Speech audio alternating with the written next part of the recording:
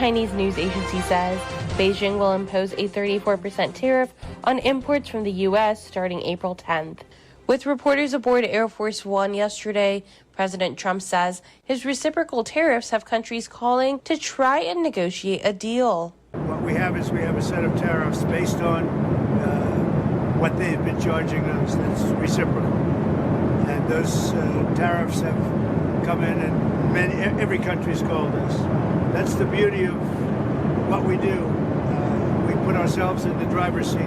Finnish Foreign Affairs Minister Elina Valtonen says Russia remains a threat for the NATO alliance as well as Ukraine. If they aren't able to commit themselves to a full ceasefire within a few days, then I guess we will just have to realize that we will have to continue with the strategy which we have been applying over the course of the months and years in the first place, which is aiding Ukraine further, sanctioning Russia and weakening Russia by doing that, and at the same time, of course, investing into our own defense and deterrence. States are challenging President Trump's attempt to reshape elections. Democratic officials in 19 states are suing to block key aspects of President Trump's executive order on elections. Those include new requirements that people provide documentary proof of citizenship when registering to vote, and a demand that all mail ballots be received by Election Day. In signing the order, President Trump said, We got to straighten out our election. This country is so sick because of the election, the fake elections and the bad elections, and we're going to straighten it out one way or the other. But the state's attorneys general say the order violates the clear authority the Constitution gives states to set their own election rules. They call it unconstitutional, anti-democratic, and un-American. Ben Thomas, Washington. This is AP News. Former Vice President Mike Pence will be given the John F. Kennedy Profile and Courage Award for refusing to go along with President Donald Trump's efforts to stay in office after losing the 2020 election to Joe Biden. Trump had pressured Pence to refuse to certify the election on January 6, 2021, the day a mob of Trump supporters stormed the Capitol, some shouting, "Hang Mike Pence." When Pence announced a bid for the White House in 2024, he said that Trump's actions on January 6th endangered the lives of his family. On that day, President Trump also demanded that I choose between him and the Constitution. Now voters will be faced with the same choice. I chose the Constitution. Profile and Courage Award recognizes Pence for putting his life and career on the line. I'm Donna Warder. I'm Haya. This is 820 AM, WCPT Willow Springs, and streaming worldwide at WCPT820.com. We are Chicago's progressive talk, where facts matter. Now, your WCPT 820 weather update. From the Weatherology Weather Center, I'm meteorologist Jennifer Wojcicki. We'll see a few scattered rain showers possible late today. Otherwise, partial sunshine develops with a high around 50. Winds out of the east around 5 to 10 miles per hour, gusting as high as 15. Tonight, a chance for showers and thunderstorms, cloudy, a low near 43. By Saturday, a chance for rain early on, cloudy, high 51. Then by Sunday, mostly sunny skies, we'll see a high around 49. That's your latest Chicago weather update. Currently, it's 43.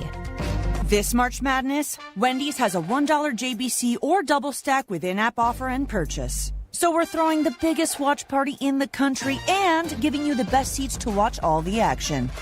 But just so you know, the seats are in a Wendy's, and the action is just staring at the $1 JBC or double stack in front of you. Also, you can bring a +1, if it's a burger. When it's got to be fresh, got to be Wendy's. Limited time only. Participating Wendy's. Limit 1 JBC or double stack or qualifying item per offer with additional purchase. Wendy's app account registration required. You're listening to WCPT 820, because facts matter. Welcome to Choose Views with Richard Chew.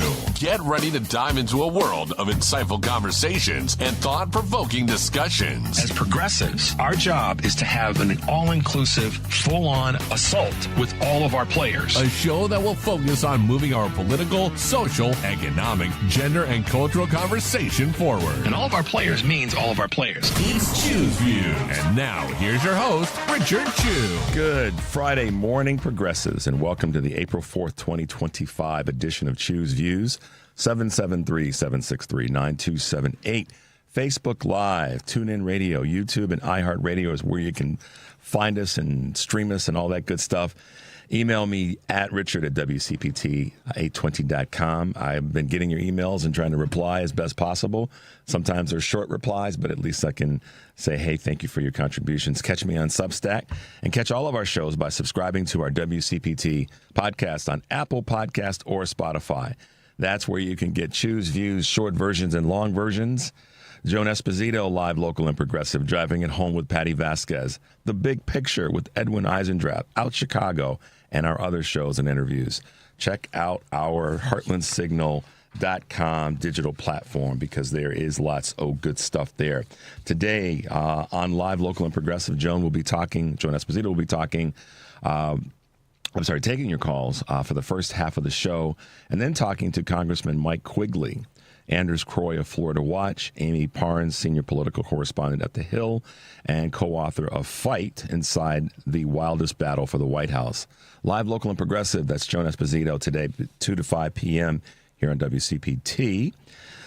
Tonight, Driving It Home with Patty Vasquez, Patty will be joined by guest host Joe Kilgallen, and their guests include Janie McCumber of Griot of Midwest Forest Bathing. Driving It Home, of course, with Patty Vasquez, none other than weekdays 5 to 7 p.m. here on WCPT AM 820, Heartland Signal website, TuneIn, and, of course, YouTube and Facebook. Monday, we'll be talking with strategist Mike Nellis to talk about some of the latest political news. Looking forward to having him with us. And, of course, catch our podcast, Choose Views, featured interviews. And you can find my recent interviews with CTU President Stacey Davis Gates, Kristen Carl of the Fair Share America. Kristen Carl has really been doing some great work this week. So check out her work and, of course, our interview there. And then Chicago historian Michelle Duster from last week. So great stuff for you guys to check out over at heartlandsignal.com and click on my face. And guess what? Boom, you'll have the stuff you need. So there you go. There you go. It's Friday, guys, and we are happy to be here.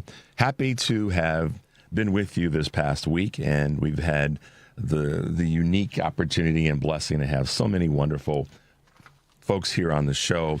And just to kind of do a quick recap, yesterday, of course, Joan and I were able to talk about the great Tom Skilling and the work that he's done in meteorology, or as us regular folks say, just giving us the weather. And but she had a chance to hear Tom speak about the importance of NOAA. And as it relates to weather notification and climate change.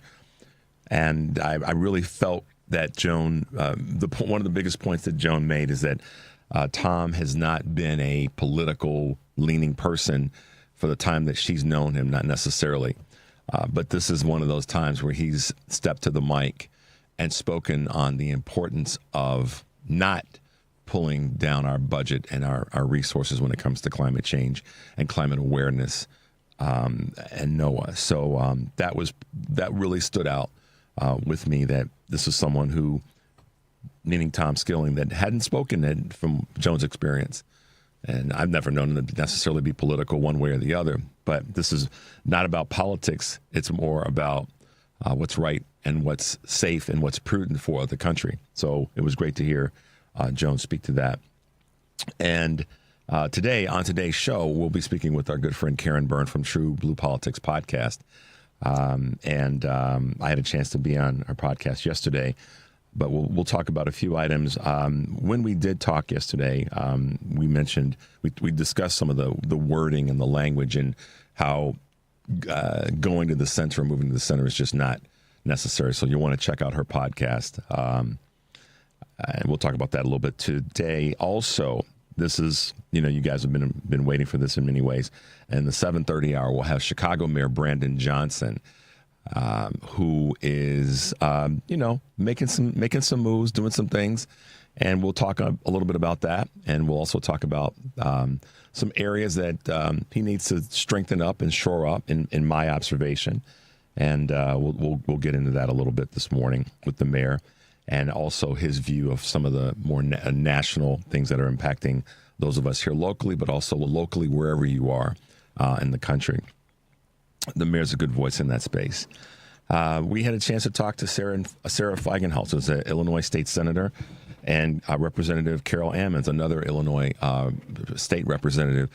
And although we talk about local issues, we try to talk about them on a national level, meaning that I look at everything that we talk about in one way or another as something in this climate that impacts us all. And Henry and I talk about this off the air, that you can go anywhere and have these issues be something that you're dealing with, that you're challenged with. And so that's why we're so blessed to have great state leaders here in the state of Illinois and great city leaders, because we know that right now, at least, we believe that so much that's happening in the country, the state of Illinois, the city of Chicago, the counties around us are doing the work to be a place, a beacon. I read the letter that this gentleman sent Governor Pritzker about moving from Kentucky to Illinois just because of the fact that Illinois is a welcoming state for he and his husband and the LGBTQ community at large.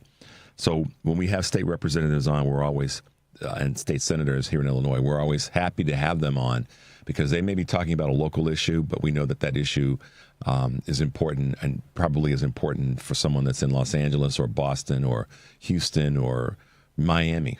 So thanks to those folks who were with us this week.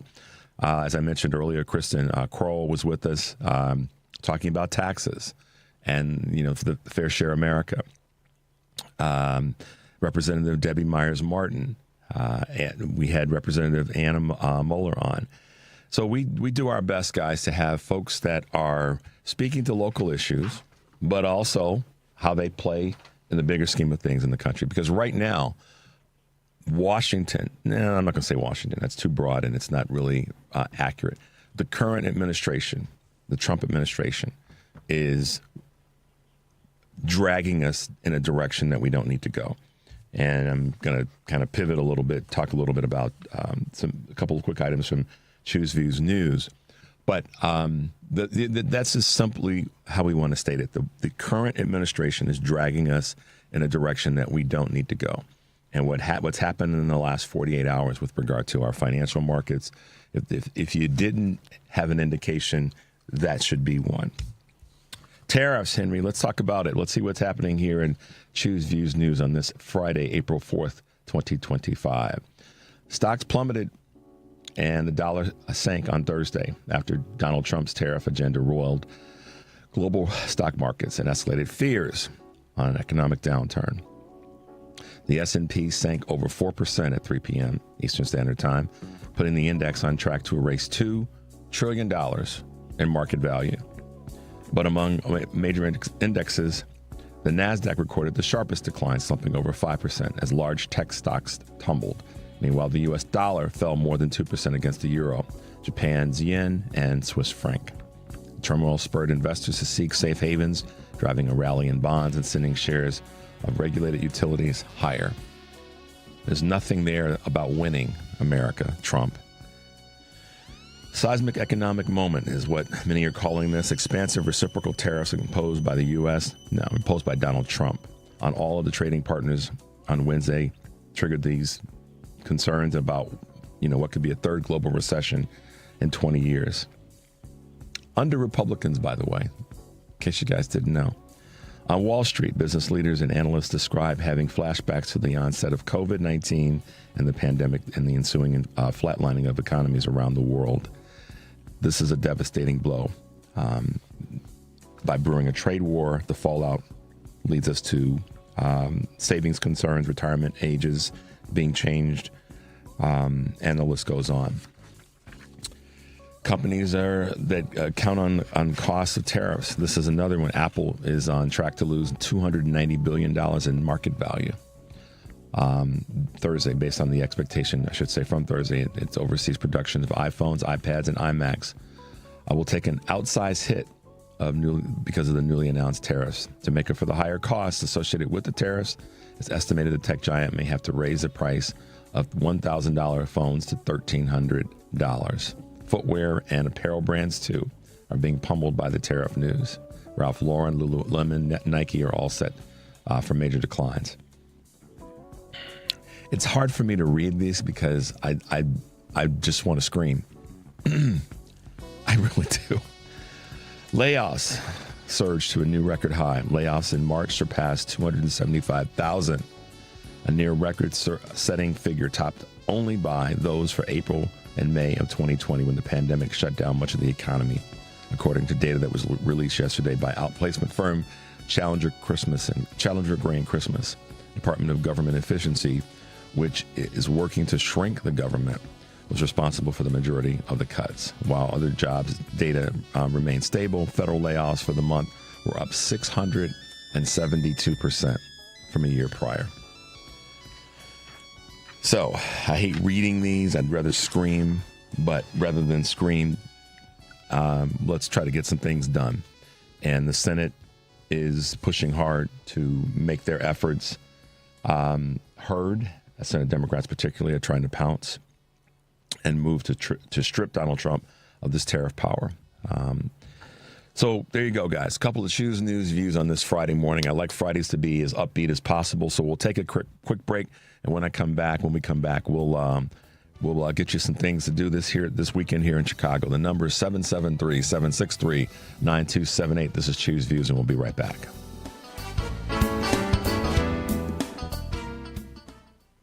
If you've turned 65 recently like me, it's important you find a Medicare Advantage plan that gives you the coverage you're looking for. But finding one can be difficult. The best thing I did, and I suggest you do the same, is call a licensed insurance agent and let them walk you through your Medicare Advantage plan options.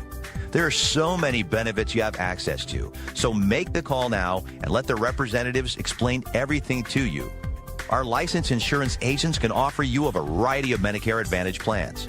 Plus, the call is free, the information is free, and there's no obligation to enroll. We're here to make it easy for you to select a Medicare Advantage plan that may work for your needs. Finding a Medicare Advantage plan can be easy if you do what I did. Make a quick call right now to learn more. Thank you. 800-365-6303. 800-365-6303. 800-365-6303. That's 800-365-6303. You're listening to WCPT 820 because facts matter. It's Choose Views with Richard Chu on WCPT 820, Chicago's Progressive Talk. Progressives, welcome back to Choose Views, 773-763-9278. You can also hit us with the text. You can give us a phone call. And most definitely pass us on to the folks that you, like I've said so many times, that are out there that may be, concerned, struggling, maybe in their silo. And see if by passing on information, you can at least give them some additional hope. So there you go. All right. For those who are in Chicago or maybe on your way to Chicago this weekend and you don't know what to do, what can I go and do? I'm in Chicago, this big, wonderful city. Well, the 41st Chicago Latino Festival is kicked off yesterday, in fact. It'll be running for 2 weeks. 41st edition of the festival will take place through the 14th with opening and closing night screenings at the Davis Theater. Check out that event, the International Latino Cultural Center, 542 South Dearborn. Something to definitely do. If you're a baseball fan, you can make your way to check out the Cubs versus the San Diego Padres. That's this weekend, of course, at Wrigley Field, 1060 West Addison. And if you're looking to do something more when it comes to theater, Moulin Rouge is going to be at the Cadillac Palace Theater. Pop the Champagne. That's what you can do. This great musical that's won 10 Tony Awards. Will be a great opportunity for you to get out and about and, get a little artistic flair put on you. And that's at 151 West Randolph here in Chicago. The Robot Block Party at the Griffith Museum of Science and Industry. Robots being celebrated this week at the Science and Industry Museum, 5700 South DuSable Lakeshore Drive. So make your way there. That starts and will be an interesting, I'm sure, exhibit for whether you're into robots or not, just something to see the technology. And you can't go wrong if you're at the Museum of Science and Industry. You can make a day of it there. Also, the Chicago Music Theater Festival taking place at the Chopin Theater, 1543 West Division. Join them for the 2025 Musical Theater Festival, which I think you'll probably enjoy. And this month, Frida Kahlo's month in Paris, running through July, but just got kicked off this week at the Art Institute this past week. So make your way there. And if you're into house music, that's me. Henry's laughing at me. A chosen few DJs house music event that's going to take place at View Rooftop 133 East Cermak Road here in Chicago. So make your way over there. It's a great spot to go and get some music in your blood. That's taking place tomorrow. And last but not least, the Almost Summer Stand-Up Comedy Bash will be taking place at the IO Theater, 1501 North Kingsbury. Of course, if you're here in Chicago, you know where that is. Great place to go. Check out the comedians, give them your support, and laugh at their stuff because, they're funny people. And right now, laughter is definitely one of the things that we need. So if you can get out and about, taking some art, taking some comedy, taking some laughter, all the above, or if you want to go hear some house music, then, do that as well. So I'm always one to say, get out and do something. And that's going to, fill your soul. So this weekend, as always, here in Chicago, lots of great things to do. So I have, as I said earlier, when I was going through Choose Views News, I said that I wanted to scream. And the scream part comes from how so many people in a matter of hours, yesterday and the day before, the impending announcement of the tariffs and then the announcement of the tariffs and what that's done. $2 trillion in value.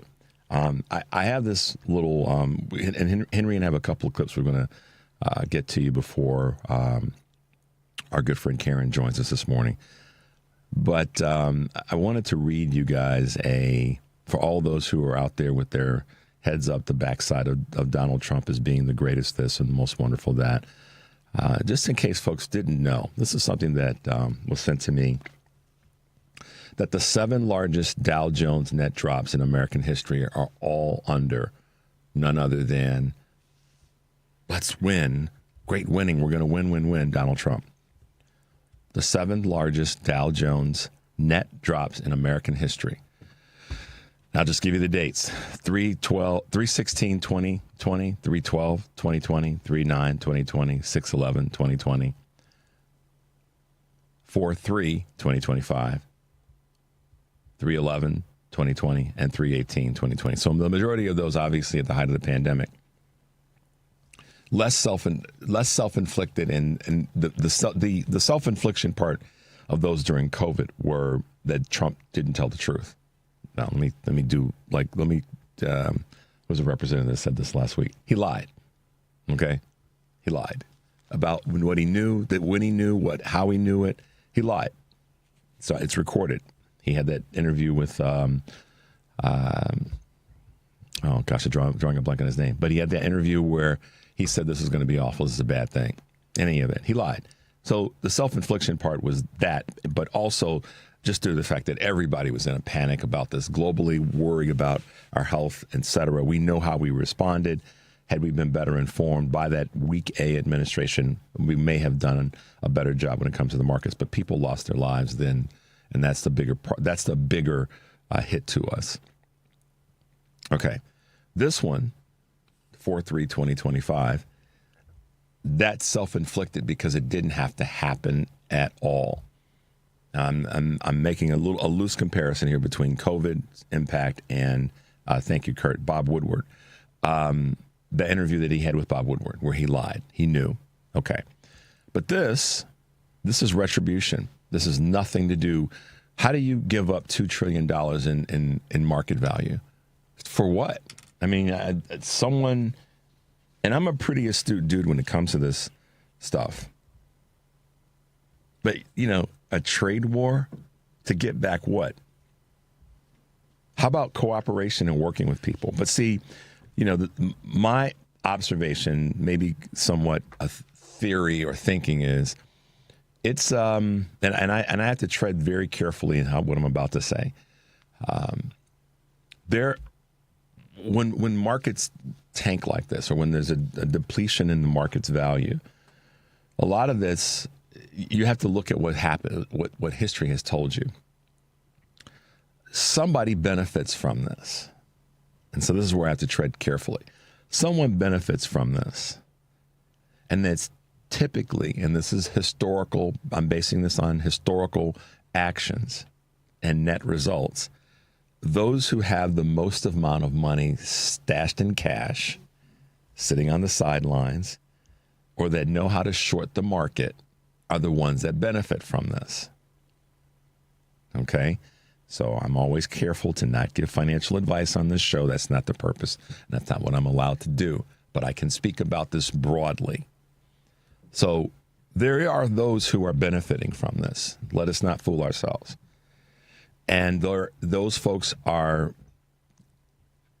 capable of shorting the market and sitting on the sidelines and then grabbing up the goods when the goods are in a fire sale mode. It's happened in the real estate market. I think that was a lot that was behind the crash in 2007 and 8, based on the evidence, not my anecdotal thinking, but just all the things that I've read and things that I know. So there are groups that are benefiting from this, and that to me is part of the reason that they push so hard on the tariffs. It's not to regain any stature in the world when it comes to our trade policy, because you negotiate for better.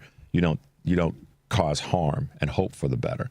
You negotiate to have things be better, and you do that with partners that you have, global partners, countries that are partners of ours. You don't go out and harm them. Donald Trump is a lifelong wrecking ball. Everything he touches, even his children, are damaged. I'll say it to his face. Bring him here. I'll say it to him. All this. This is the thing that I applaud so many of the voices right now. Be not afraid. Call it out.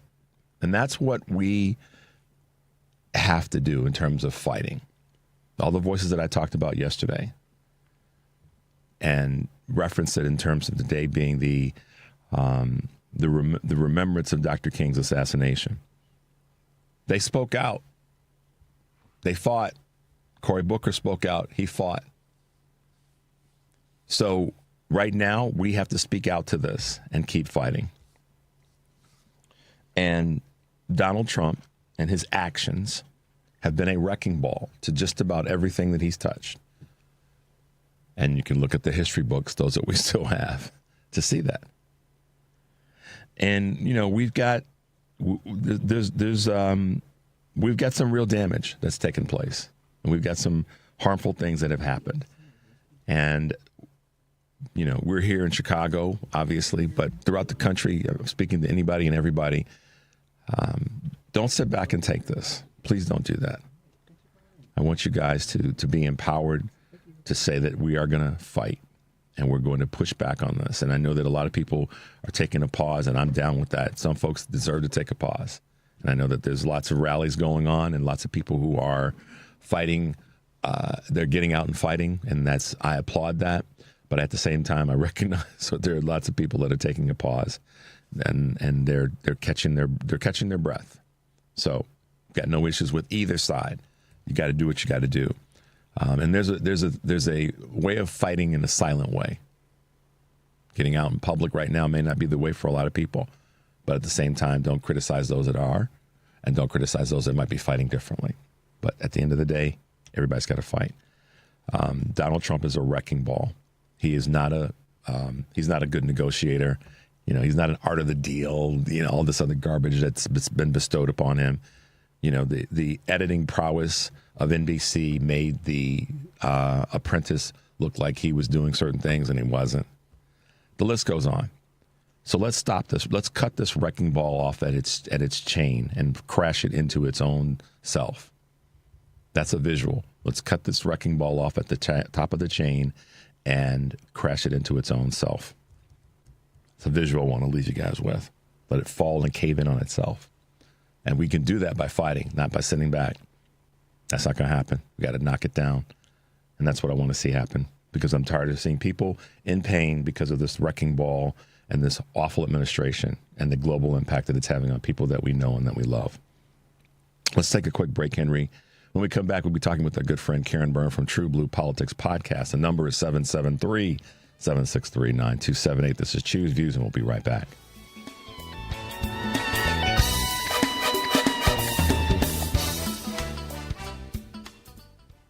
This is a WCPT moment in labor. In the 1830s in Lowell, Massachusetts, during the rise of the textile industry, factories were hiring large groups of women ranging in ages 18 to 35 to work at their mills. The workdays were 13 hours long and had poor working conditions. By 1834, the textile market was sluggish.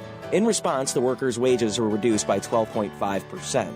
One of the workers, Julia Wilson, tried to organize the women to get their wages back, only to be terminated abruptly. Wilson signaled the women to strike or turn out. Over 800 women marched and signed a petition saying we will not go back into the mills to work unless our wages are continued. Ultimately, the strike failed, but they learned from their mistake and successfully battled back a rent increase on their boarding houses 2 years later. By January 1845, about a dozen of the Lowell female textile workers came together to form the Lowell Female Labor Reform Association. This would become the first organized union of women workers in American history. This has been a WCPT Moment in Labor. We're working for your rights. You're listening to WCPT 820. Here's the latest Chicago weather update. From the Weatherology Weather Center, I'm meteorologist Jennifer Wojcicki. We'll see a few scattered rain showers possible late today. Otherwise, partial sunshine develops with a high around 50. Winds out of the east around 5 to 10 miles per hour, gusting as high as 15. Tonight, a chance for showers and thunderstorms, cloudy, a low near 43. By Saturday, a chance for rain early on, cloudy, high 51. Then by Sunday, mostly sunny skies, we'll see a high around 49. That's your latest Chicago weather update. Currently, it's 43. Alexa, play WCPT. WCPT from TuneIn.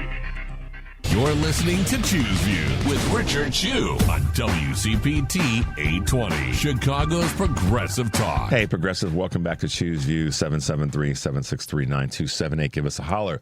I got a text from someone that says a lot of rural voters are very happy to see the market drop.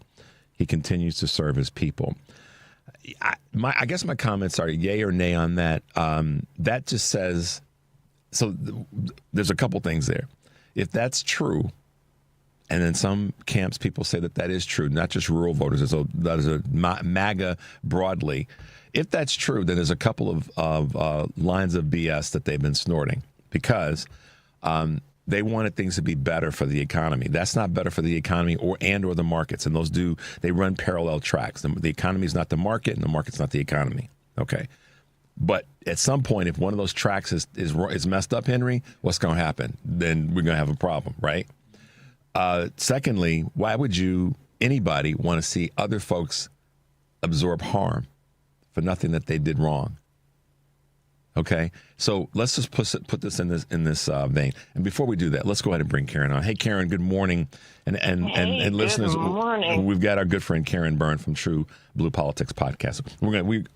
I know we're going to talk about this, so I stopped myself and said let's just bring you on so we can talk about it together. Welcome to the show, and I hope you're doing well this morning. I'm doing okay. I'm actually really good because I got a full night's sleep, so much so that literally I woke up 5 minutes before I was supposed to go on. So I am very well rested, maybe not yet awake, but that's all right. I'm here. But you're woke, aren't you? You're woke, right? I am woke. I am absolutely woke. And you're going to move the party. You're going to move the Democratic Party to the center, aren't you? Yes, because you're so woke. No. Yeah, no. Y'all, come on. The center is good, Karen. It's chocolatey and gooey, and it's like a wonderful candy with all kinds of nougat in the middle. That's what the nice center is. Ooh, and a Nazi swirl in there. Yeah, that's great. Yeah. Oh, man. Well, yes. And so for anybody listening, that, of course, is a reference to the conversation that we had when Richard came on with Anita and I yesterday to record our podcast, TruBlu Politics. Yes. Podcast. And just talking about language and the bastardization, I guess we could say. Yeah, that's a word that we used. I believe, and of woke, and of course the co-opting of DEI and CRT by the right and using it against us as some sort of a weapon, when so many, if you ask them what exactly they mean when they say it, what does that mean to them, they can't give a definition. Which was true. Like, remember on Monday when we talked, when Mary called in, and this is not to out Mary in particular, but the name is relevant. When we had that conversation, when she and I had that conversation, and I asked her the question, "What's your definition of woke?" And unfortunately, she didn't have one. And when I say unfortunately, I mean unfortunately because of where we are, and so many people run off of assumption and what they heard. Oh, that's awful. But also, unfortunately for her, because what the point I was trying to make in bridging the gap with Mary, and I should say with anybody that's in that space. So I don't want to isolate Mary. I want to isolate anybody that's in this space. I know people too. Yeah, right. I know people too, and I've asked them, and I think it's important for people to start asking what does people that mean? When they use that as a cudgel. What does that mean? Right. What is the definition? Or what is your definition, to your point? Yes. So the reason that I went down that path with her, and I think you guys heard me say this, listen, do you want to have 20 guys with you who are going to be the ones that are supporting you? They're going to be there to protect you. They're going to have you as an ally and make sure that you don't get the treatment from the other 20 guys that want to make your life hell and want to make your life crazy and want to make it more difficult for you. And I asked her, which group do you want to have? And she finally said, well, the guys that are going to support me, they're going to be around me and so forth. I said, well, if those guys have a label of woke, would you rather have that or the ones that are not woke? So that's the messaging that we want to have when it comes to DEI or when it comes to any of these conversations where there's sort of a label that the right has tried to co-opt. Don't you think, Karen? Well, absolutely. And then also just a reminder when there's criticism of, the Democrats and that we're going too woke or we're doing all this DEI and all the rest of it, the thing of it is it was never brought up as an issue by Democrats. Nope. It was never. It was always the Republicans and the people on the far right. And, and so in the space of Gavin Newsom and Bill Maher going and all of them sitting there doing their little, whatever circle prayers. I was going to use another term, but I don't think it's proper. Okay. But when they want to go on there and at the expense of being anti-trans and going after the woke left, I'm not interested in going to the center. Nope. I'm not. I am not. If the center means that we're going to further marginalize people who are not only marginalized in the broad population, but within their own community, I'm not interested in doing that. I'm not interested in going to the center if it means that Black Americans lose their rights, if their HBCUs lose their funding. That's right. If things like that, I'm not willing to go there. You talk about these rural voters and being happy about the stock market crashing. Are they also happy about USAID going away? I mean, the last time I checked, I'm pretty sure that agricultural products are also, like soy, corn, those are all traded commodities as well.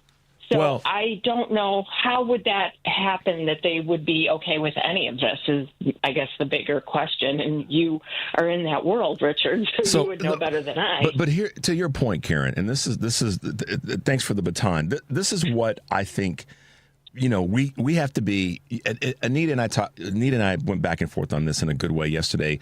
Because we were saying to Karen, it's not just Southern white folks that are causing all the hell.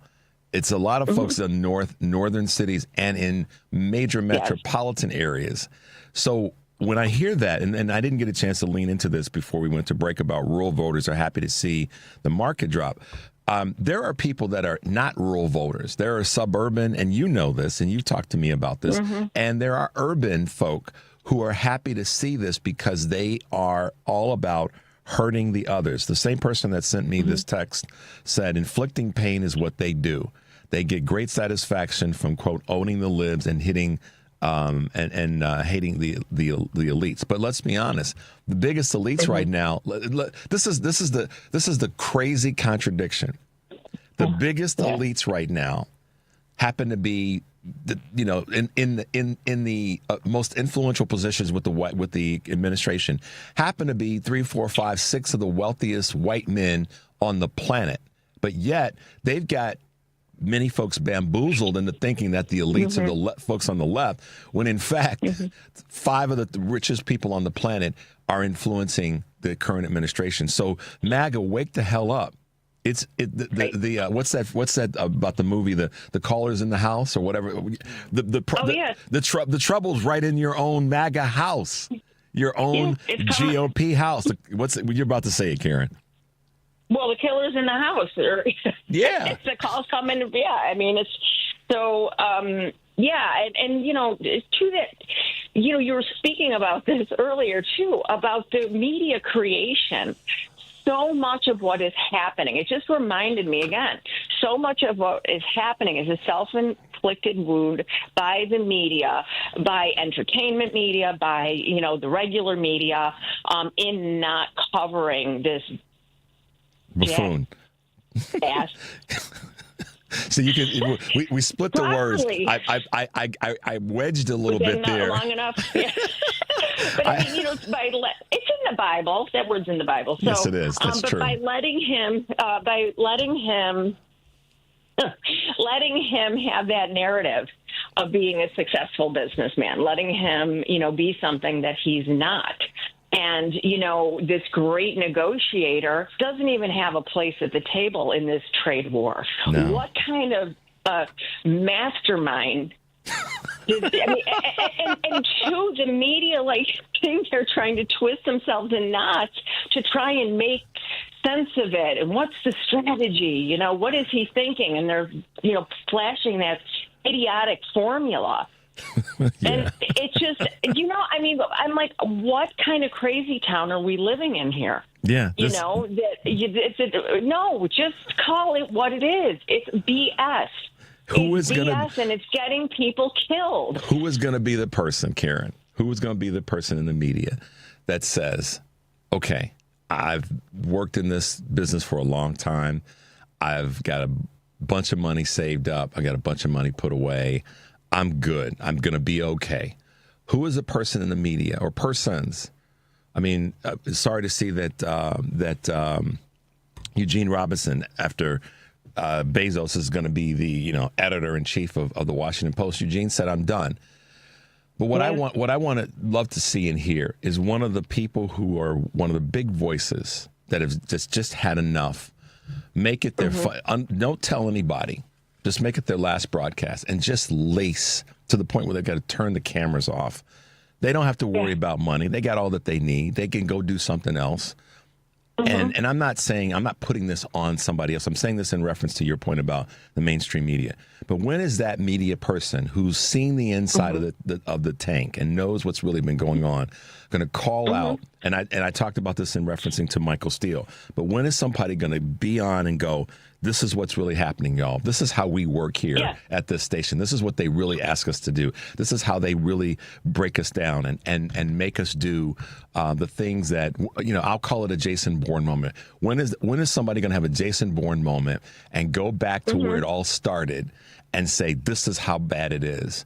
And then just have a mic drop and say, I'm done. I'm out of here. Y'all can keep your network because we've been screwing too many people with how we've inappropriately covered topics. I want who is that person? Because that person has to exist. I'm not saying that putting this on, or let me put it this way, ceding our responsibility. We still have to fight. But it would be nice to see a person in the media who's been part of this carnage step up and say, this is what's really going on, and have a mic drop moment. Right. I don't know. Call me crazy. Call me crazy, Karen. And have it then be announced this is their last broadcast. Right. If I had to venture a guess, and I'm just going to say this because Lawrence O'Donnell, I think Lawrence O'Donnell's going to be the guy that's fine. Just because he has actually been separating himself since the election. Yeah. I believe, in my opinion anyway. It feels like he's been the one that's kind of been speaking the most plainly and calling him an idiot, and just like not holding back, not sugarcoating his speech around the big orange menace. Yeah. So I have a question for you, Karen. There is this person that was speaking to a wonderful group of people and made a reference to something that I think is really important. In this person's speech, they said, and I had the clip, but I thought I would just make it part of our conversation. Okay. This person said, I know that fear can be contagious. Mm-hmm. Mm-hmm. But courage is also contagious. Yep. Who do you think? I know who said that. Who do you think said that? The person that should be sitting in the Oval Office. Oh, you're not talking about former Vice President Kamala Debbie Harris, are you?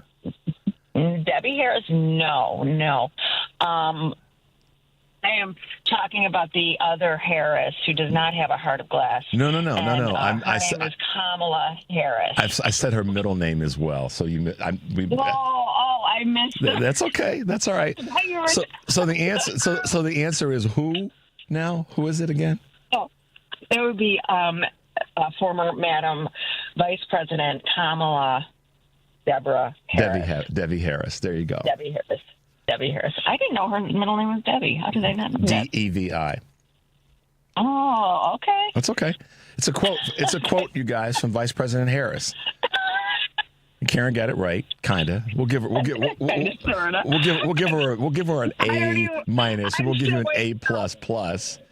But her point. Yeah, I know. 5 minutes before the call, but she said this in a speech yesterday, guys, and I saw it, and once again, I shook my head and said, "Wow, our country is not as great as it wants to." Let me put it this way: a great part of our country is not even close to greatness, and that they voted.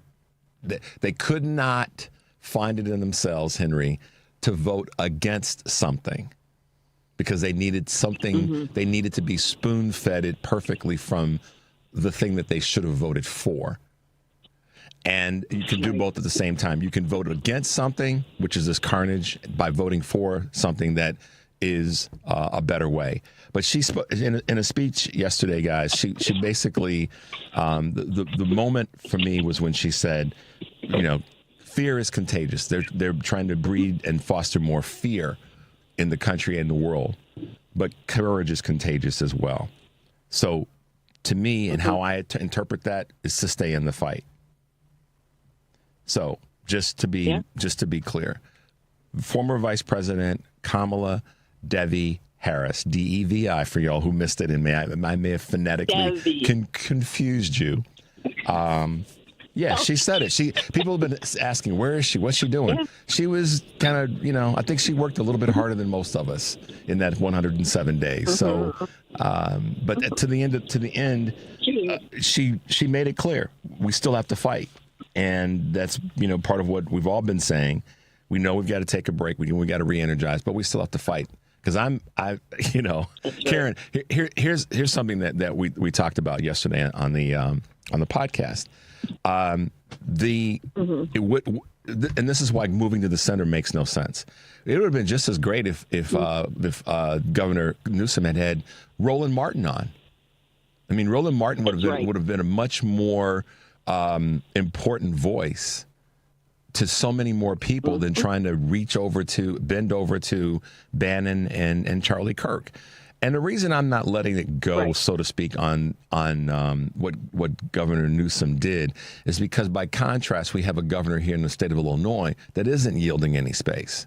So it's not that I'm, hating on Governor Newsom. I'm just saying follow what Governor Pritzker is doing, rather than the direction that he's going, that Newsom's going. So. But at the same time, I will hate on Gavin Newsom. Okay, absolutely. I mean, yeah, I have no problem hating on Gavin Newsom at this point. A huge disappointment, just a huge disappointment, and talk about not understanding where we're at and meeting the moment. we've all had this conversation. You know, when I was sitting in world history class back in the day, I would always wonder, how did Nazi Germany happen? How did the Holocaust happen? And I could never, ever fathom, the good Germans that did nothing. Why didn't they do anything? And, and also even at my, the young age, understanding that, well, a lot of it had to do with that they were afraid for their families. And I understand that. But this person is in a protected class of people. Gavin Newsom is protected.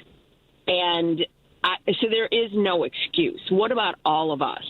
If this is either a political play on his part to stay relevant or at the table or whatever, or this is just absolutely him not understanding or accepting what everybody out here is thinking and feeling. And when we see that, it is rattling to see somebody like a Gavin Newsom figure who has been a prominent Democrat going across the country, speaking everywhere. Us all thinking like, yeah, he's definitely going to run in 2028, and he could be a viable presidential candidate that I would vote for. And to see him doing that is absolutely heartbreaking. It is beyond disappointing, and he should be ashamed of himself. Yeah, I got a text from someone that asked this question, and it's a fair question, but I have an answer for it. But I'm gonna see what your thoughts are. Someone said that.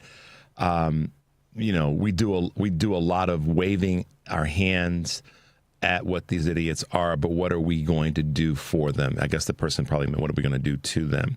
And so I'm gonna take a quick stab at that. What we can't do is cede ground. What we can't do is give anybody any indication that we aren't fighting. I think that's the number. That's what we have to do is to represent that we're going to fight.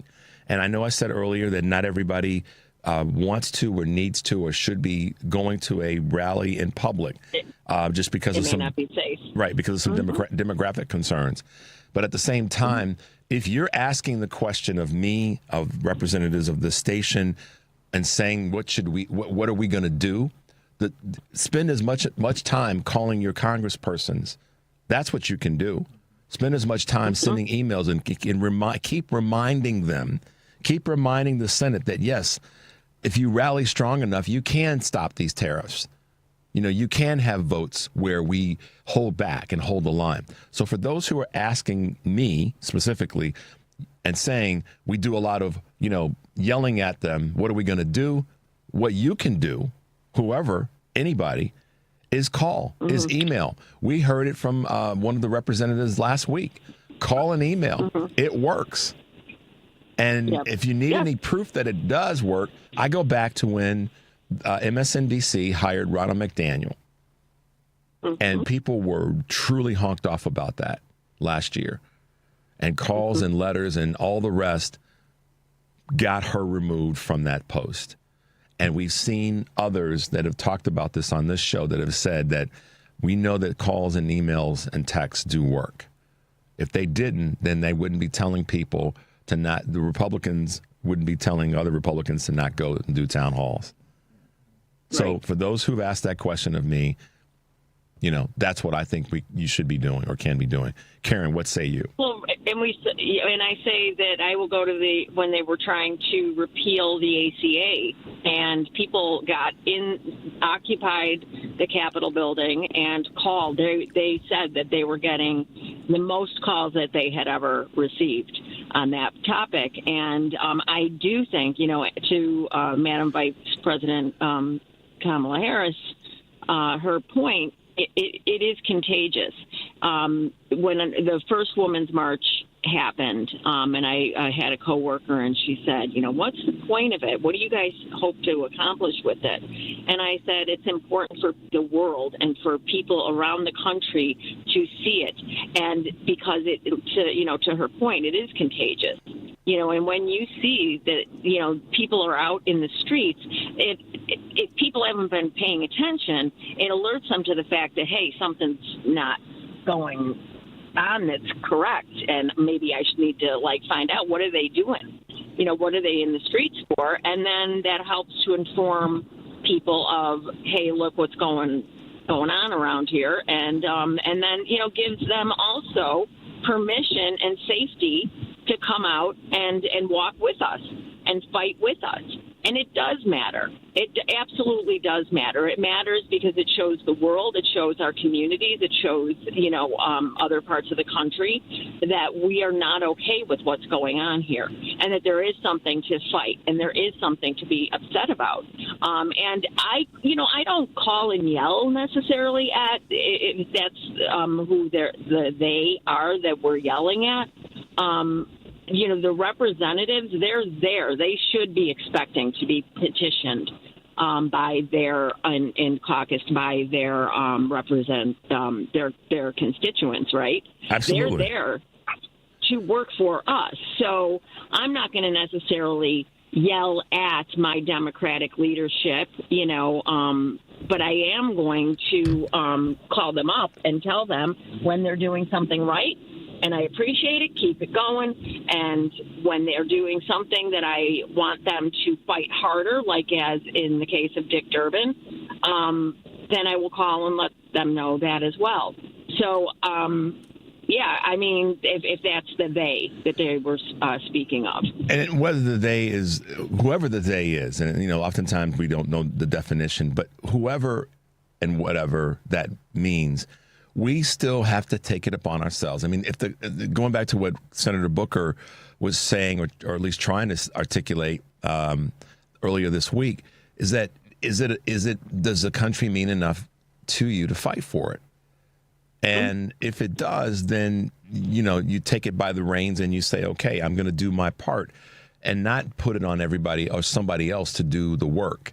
I think this is what he was trying to say, that we all have to fight in this fight.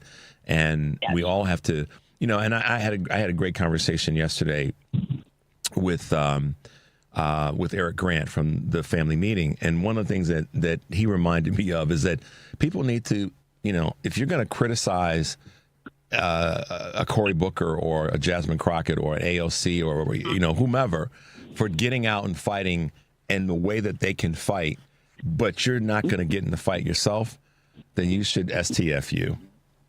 Because if their way of fighting may not be perfect, but it's better than somebody sitting on their behind and not doing a doggone thing.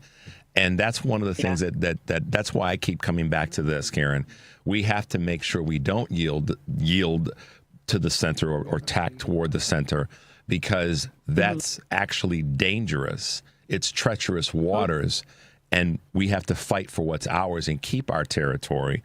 And I guess, folks that know this, we have to protect this house. We have to protect this territory. We have to protect this space. Yeah, no, we sure do. And, and for those people that are not, either able or want to get out because there is inherent danger, that the way to go is economic boycotts.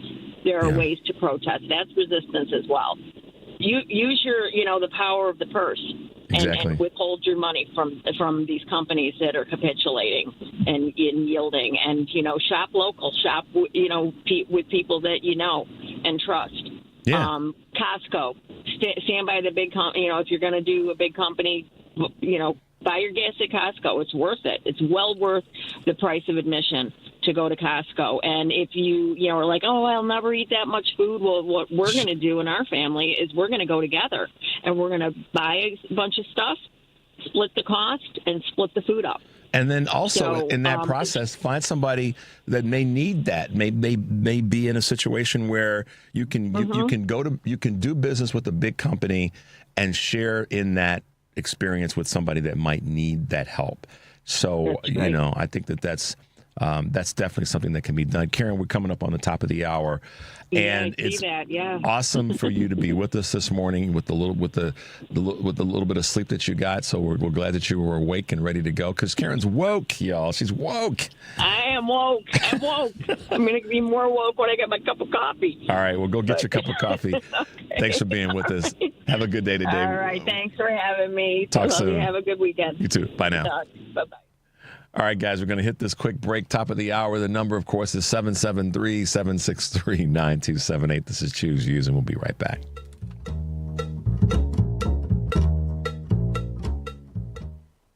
On the battlefield, there's a saying America's military men and women live by.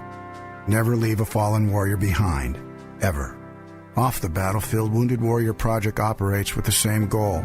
Wounded Warrior Project was created to help our men and women returning home with the scars of war, whether those scars are physical or mental. Wounded Warrior Project. We never leave a fallen warrior behind, ever. Learn more about what we do at woundedwarriorproject.org. Hey there, it's Carrie Joy with your Work Money Minute. Today I've got some wonky terminology, so bear with me. I'm talking about credit utilization and how that affects your credit score. Credit utilization just means how much of your credit you're using. So let's say you have a $10,000 limit on your credit card. Now, lots of us think it's okay to spend up to that $10,000 every month as long as you pay it off in full at the end of the month. Well, it turns out the credit bureaus, these agencies that assign us our credit scores, they only want us to use maybe 10, 20, or maximum 30% of our credit limit each month. Like $1,000 to $2,000 to $3,000 tops if you've got $10,000 in credit. And your credit utilization counts for 30% of your total credit score. I don't love the rules, but knowing them helps us manage our credit scores the way we want to. For more about credit scores or just about getting good at money, check out my videos at Work Money Media on YouTube. Steel, walk behind, zero turn, and stand-on mowers are built to get the job done. Shop online or at your local Steel dealer. Steel, let's go mow. AP News, I'm Haya Panjwani. A Chinese news agency says Beijing will impose a 34% tariff on imports from the United States starting on April 10th. AP correspondent Charles de Ledesma reports Russia has struck Ukraine's second largest city, Kharkiv. At least 5 people were killed and over 30 injured in a Russian drone strike on the Ukrainian city of Kharkiv. Fires broke out in various locations due to the shelling, destroying and damaging residential houses and cars. According to local authorities, 7 strikes were recorded, resulting in damage to nearly 30 houses and an administrative building. The Ukrainian Air Force says Russia fired 78 strike and decoy drones overnight. According to Ukrainian government and Western military analysts, Russian forces are preparing to launch a fresh military offensive in the coming weeks to maximise pressure on Ukraine and strengthen the Kremlin's negotiating position in ceasefire talks. I'm Charles de Ledesma. A 2-time Associated Press All-American in women's basketball is taking home another prestigious AP honor. Correspondent Gethin Coolbaugh reports. Juju Watkins, the sensational sophomore who led Southern California to its best season in nearly 40 years, is the Associated Press Women's College Basketball Player of the Year. Watkins Trojans won the Big Ten regular season title for their first conference crown in 31 years. She received 29 votes, and Notre Dame's Hannah Hidalgo got the other 2. Watkins is the first USC player to win the award and just the 4th to do it as a sophomore. Corey Close of UCLA has been named AP Coach of the Year after guiding the Bruins to their first Final Four berth. I'm Gethin Coolbaugh. Congressional Democrats are protesting the reported firing of General Tim Hogg as the National Security Agency's director. President Trump commented that he fired some National Security Council officials. This is AP News. Another Ivy League school is facing a federal funding halt. A White House official tells AP the Trump administration plans to halt more than $500 million in contracts and grants awarded to Brown University. Dozens of universities, including every Ivy League school except Penn and Dartmouth, are facing federal investigations into anti-Semitism following a wave of pro-Palestinian protests last year against the Israel-Hamas war. Brown stood out for a deal it struck with student activists. In exchange for the students dismantling an encampment, the university committed to having its governing board vote on whether to divest from companies protesters said were facilitating Israeli occupation of Palestinian territories. Brown's board ultimately rejected the divestment proposal. Ben Thomas, Washington. The average rate on a 30-year mortgage in the U.S. edged lower for the second week in a row. I'm Haya Panjwani, AP News. This is 820 AM, WCPT Willow Springs, and streaming worldwide at WCPT820.com. We are Chicago's progressive talk, where facts matter. Now, your WCPT 820 weather update. From the Weatherology Weather Center, I'm meteorologist Jennifer Wojcicki. We'll see a few scattered rain showers possible late today. Otherwise, partial sunshine develops with a high around 50. Winds out of the east around 5 to 10 miles per hour, gusting as high as 15. Tonight, a chance for showers and thunderstorms, cloudy, a low near 43. By Saturday, a chance for rain early on, cloudy, high 51. Then by Sunday, mostly sunny skies, we'll see high around 49. That's your latest Chicago weather update. Currently, it's 43. As a fan, you know all the important sports cliches. And when you save money by bundling your home and auto with Progressive, you can get out there and give it 110%, even though that's mathematically impossible. And remember, failure is not an option. Well, it's always an option, just not a good one. But you're not worried because you've got ice in your veins. You're on fire. How can both of those things be true at the same time? Well, that's between you and your doctor. So get out there and leave it all on the field. Leave what? Who cares? Just leave it and save with a bundle from Progressive. Progressive Casualty Insurance Company affiliates and other insurers. Not available in all states or situations. Chicago's progressive talk, WCPT 820, where facts matter. Welcome back to Choose Views with Richard Chu on WCPT 820 AM, where facts matter. Take it away, Richard. Hey, progressives, welcome back to Choose Views, 773-763-9278. Always good to chop it up with our good friend Karen Byrne from TruBlu Politics podcast. It was nice to be on the podcast with Karen and Anita yesterday.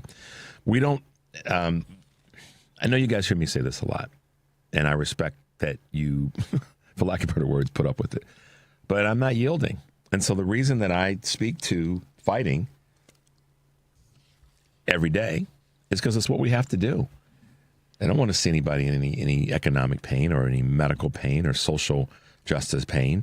So for me to not fight and not talk about fighting and not try to give suggestions to how we fight would be irresponsible on my part. And like I said, not everybody needs to go to a rally, an outdoor physical rally, particularly at this time. But that doesn't mean that I got a great, let me read this to you guys. I got a really cool text. Let me see if I can get this one back. From JD. And it says, Richard, people can also start, quote, at home. Talk to friends and family who are right-leaning, maybe even MAGA-like, to change. And hopefully try to change their minds. Whatever it takes. That's a great idea. It may not work for everybody. Some people may be of the mindset of, oh, hell no. I'm not talking to any of my family members who are MAGA. But the point is, find the thing and do it. The thing that annoys a lot of folks is when somebody gets out to fight. And I'm using Cory Booker as a current example because I said I'm not going to let that energy die. When somebody does what he does, Cory Booker stood there for 25 hours plus, and there were people that were criticizing him. I'm like, what the heck? Why would you criticize a dude? Rather than spending your time, wasting your time criticizing him for what he maybe didn't say perfectly and all the rest, get off the sidelines and get in the fight. And if you really do care, if you don't, then deal with the consequences. But don't be throwing darts at him because, he may have said some things that were too nice or that were not the way you wanted to hear him. Sure, there's a couple things that I could have said. He could have gone one more sentence. The one that particularly is not left and is not right. There's right and wrong, and the right currently is wrong. The GOP is wrong. Okay, armchair quarterback yourself to death. But he was fighting. He was showing passionately that he cares about our country. And he uses so many people, and this is sometimes what does annoy me, Henry, is that too many people talk about what the left leaders aren't doing. And doggone it, the minute they do something, they got to throw some garbage at them. What did you do? What the H did you do? That's what I want to know. You ask Democratic leaders and elected officials to use their platform. He used it. So that's why I keep saying, if you're going to complain about what folks on the left are doing, check your own mirror and see, are you doing anything? Because if you're not, then change your course, do something, or, you got to keep it quiet. Because you're exactly who the right is looking for. They're looking for that. This goes back to what Vice President Harris was somewhat saying. They're looking, because a lot of that's based in your own fear. Let me just tell you, I know this for a fact. Your fear is stopping you from being able to get involved. And I'm not pointing a finger of disdain. I'm just saying that is because it becomes contagious, as Vice President Harris said. But courage is contagious as well. I mean, what did he get? 300+ million likes, and their phones were flooded, et cetera, et cetera. That's contagious. So let's lean in that direction rather than always, criticizing. I'm a believer in that. That's what we do to win. So I just had to say that, guys. We fight because we care. We fight because we care. And that's what I want to see more of us do, is not pick at each other. Yeah, we're going to, again, there's a difference between calling out behavior that's not warranted and not good and picking and nitpicking. Okay? Saying that Senator Booker should have said this or should have said that, that's nitpicking, particularly if you're not doing something. By contrast, me saying that Governor Newsom should have had a Roland Martin on his show or a list of other people on rather than two carnage kings, i.e. Steve Bannon and Charlie Kirk, that's not being a nitpicker. That's saying he should have taken a different course of action. And I'll stand on that business forever. And I will tell it to his face. He could have had on so many other people. And going on Bill Maher, why not go on another show that is representative of what he says he believes in? That's constructive criticism versus nitpicking, in my opinion. Y'all call me out if you think differently, but I'm going to stand on that business. All right, Henry, let's check in with a couple of our callers and see who's got something to say. Let's go to Tommy. Hey, Tommy, welcome to Choose Views. Where are you calling from? I am calling from the South Side, and I would like to allow your listening audience to know that I am a CEO, founder, active card-carrying member of the Haterade Society. It's taken me a long time to call this radio station and to congratulate you on your show. I know you from the family meeting. Oh, there you go. I'm trying. No. See, now you don't know me anymore. But I'm trying to figure out how the hell did Richard Chew get a radio show? I've been asking all my AARP It's taking you. Well, here's the thing. Here's the thing I'll tell you, Tommy, because we're going to be getting a break in a second. It took you a long time to call. So you can hate on me and how I got a radio show, but it took you a long time to figure that out. Hey, you're burning up my time here, fella. This is why I hate you, because you make so much sense. And you know what? Seriously, Richard, if they have to give a spot, and I hope your listening audience is listening, because basically what you're seeing is a repudiation of history. Mm-hmm. If you won't take out your phone this morning as I simply close, because I understand how all this stuff works, I need to ask you people just one simple thing. How is it that we are all following the law and those who make the law are not? If the lawgiver is corrupt, how much more will the society be corrupt, especially when the society has been turned one against the other that you clearly do not see? That who is receding in America is all of those who will be asked to carry the burden of America. So I leave you with this, people. John F. Kennedy said eloquently, ask not what your country can do for you, but instead at this moment, at this time, if you're looking at your wife, your daughter, your child, because remember, all this stuff is supposed to be about the family. It's supposed to be about the children. Would there be a union if the corporations had treated their employees right? Are some of you right now feeling the anguish and the desire and recognizing and understanding that all these people that you supposedly got some kind of agenda with, some kind of rabbit hole that you could go down, that you don't recognize at this point right now, they're taking the rights away from everybody, including individuals all over the world. The world is crying out. The earth is crying out. The sea is crying out. Everything that has life is crying out and asking a human being, do you not understand the circle of life? Goodbye. Thanks, Tommy. Appreciate your call. Guys, let's take a quick break. The number is 773-763-9278. This is Choose Views, and we'll be right back.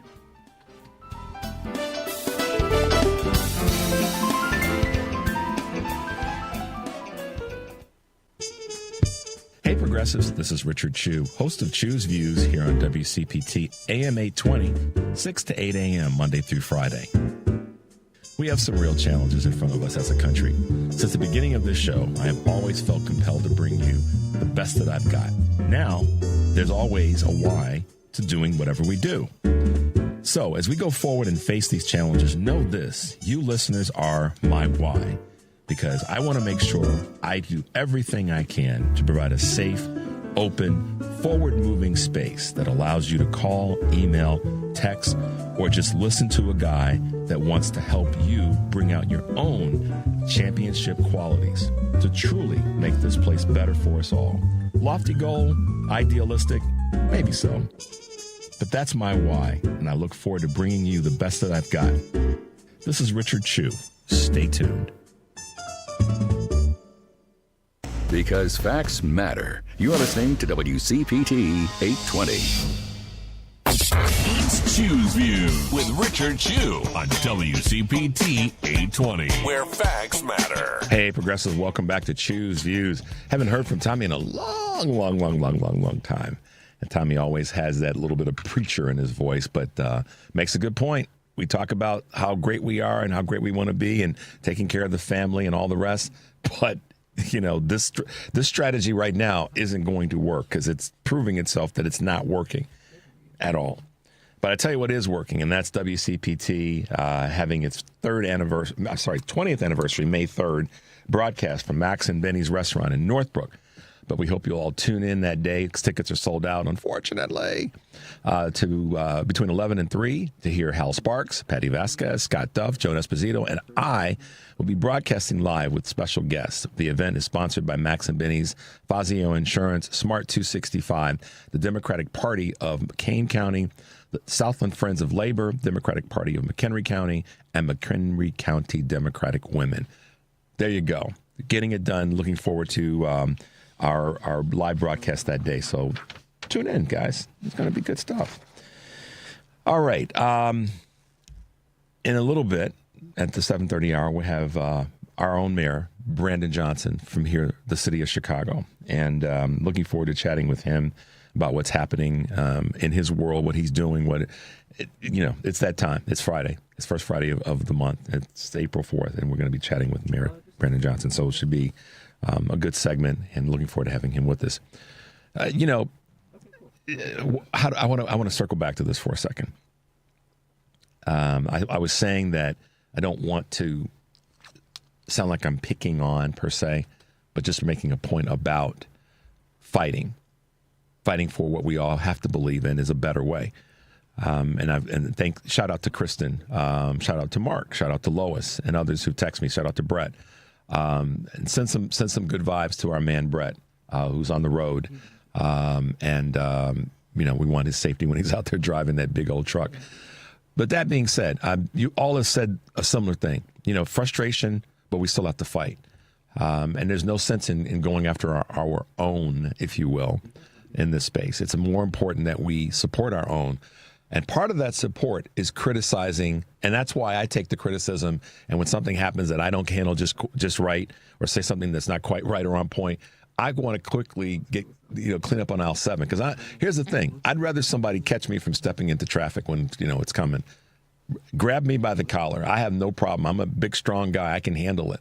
I'd rather that than to go down a path that's not helpful and productive. So when we talk about criticizing with compliments at the same time, we want to see our systems move forward. That's the goal. And, rather than being just, again, no nitpicking, guys. Constructive criticism. We've borne enough nitpicking in our party. It's time for, if we're going to have criticism, it has to be constructive, and it has to be about moving forward. And using language like the governor used, which is our party is toxic. No, Gavin Newsom, it's not toxic. Prove it to me. I'd rather take the position that we are a party that is in constant repair, because that's about moving us forward, but it's not a toxic party. So that's why I say we fight with the heart of lions. We are rhinos, I should say, not versus lions. We're rhinos. And I mean that in the positive sense. Rhinoceroses, not Republicans in name only. That's how we fight, guys. That's why we fight. So let's see if we can grab a couple quick calls before we have the mayor on. Let's go to Steve in Des Plaines. Good morning, Steve. Welcome to the show. Yes, I'm just a couple things. I am going off to the rally tomorrow. Good and for you. I'm gathering up troops. I'm rallying the troops. We are going to muster at around 9 and maybe get breakfast and make a community event out of it. And it's rock and roll. It's time to rock and roll. We could have fun with it. We could be pissed, but we could have fun with it at the same time.